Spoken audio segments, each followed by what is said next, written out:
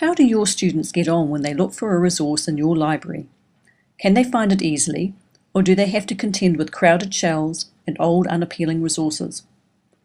How can you make sure that your students find the best material for their reading and research?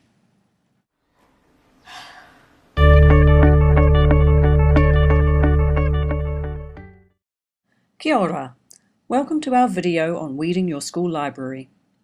Weeding your resources is an essential part of keeping your library collection relevant, vibrant, and accessible.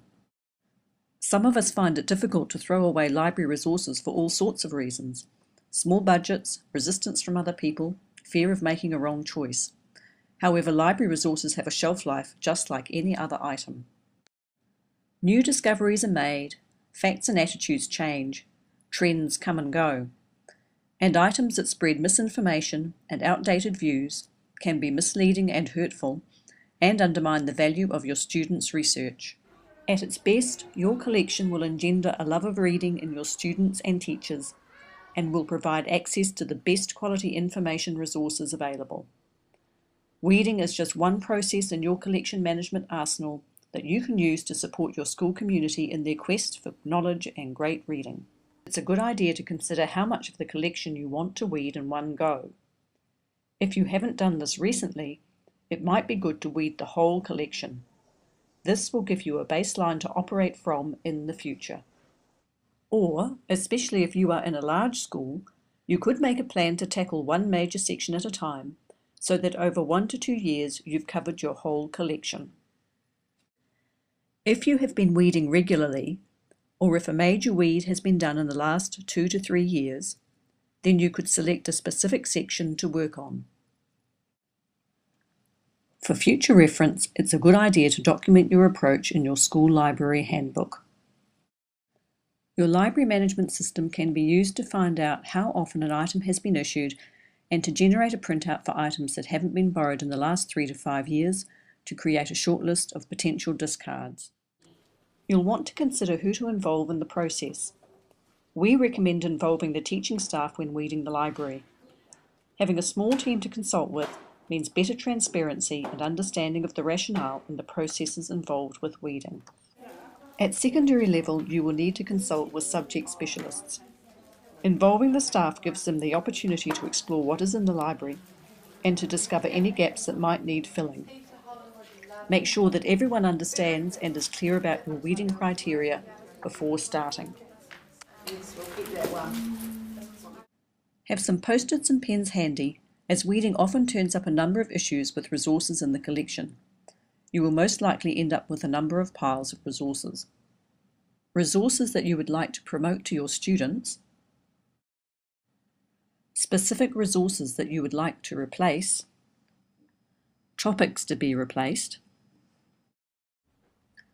items for mending, items for transferring to teacher resources, items that need to be reclassified so that they can be more easily found, and items for weeding. So how are you going to decide which resources you are going to weed? The first thing to consider when you assess an individual item is its visual appeal and physical condition. Appearance makes a huge difference to whether your students want to use an item or not. If the production and images are outdated, it probably won't appeal to your students. Students are unlikely to want an item that is damaged. If an item is damaged, it's best to weed it and get a replacement if it is a popular title or topic. Most school libraries don't have the space to keep a relevant and unnecessary stock. The best way to know if a resource is no longer relevant to your collection, either for reading or research, is to talk to your students and teachers and find out more about their interests. Collaboration and communication are essential for a successful school library. Weeding the collection is another opportunity to create and strengthen relationships with other members of your educational community. Another thing to consider when weeding an item is its suitability for your students. As most of us don't have time to look at every item that comes into our collection, sometimes resources are added that turn out to be inappropriate in terms of their reading level or subject matter. If an item is too difficult for your most competent students, or is on a topic that is inappropriate for the age level of your students, then it's best to take it out of the collection. When you are weeding your collection, you will also need to consider the currency of the information and attitudes presented in an item. It is important to remove resources that contain outdated or inaccurate information or have attitudes that might now be considered offensive and hurtful.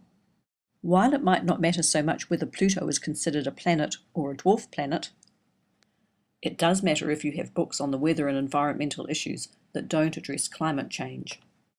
When you are deciding how to weed non-fiction titles, the publication date that you use to guide your weeding practice will vary according to the area of knowledge. For example, science and technical topics date more quickly than the arts and poetry. Other criteria to consider when looking at non-fiction titles include how the material is presented and whether there is good access to the information in the book. Is there a contents page? Is there an index? Does the book contain a glossary, bibliography, and references to other resources? In junior nonfiction, are the keywords highlighted? Is the flow of information and diagrams easy and logical to follow? Still unsure? Check the item's issue statistics. If it hasn't been borrowed recently, you can either promote it to your students if you think they'd be interested, or ask your teachers if it supports a topic that's going to be taught again soon. If you think it isn't suitable for promotion, one last thing to check is whether it has special relevance to your community or if it has New Zealand content that might not be available or in print anywhere else. New Zealand, Maori and Pacifica material is often published in small print runs and may be difficult to replace. If it's beyond the reading level of your students, relocate it in the teacher resource collection. If an item no longer meets any of the criteria we have talked about, then it's time to weed it.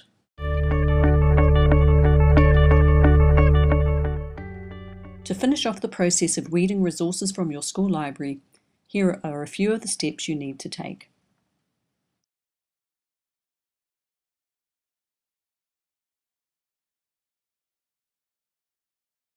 When disposing of your weeded books, consider carefully whether a weeded item really has any further useful life or whether it's time to take it permanently out of circulation.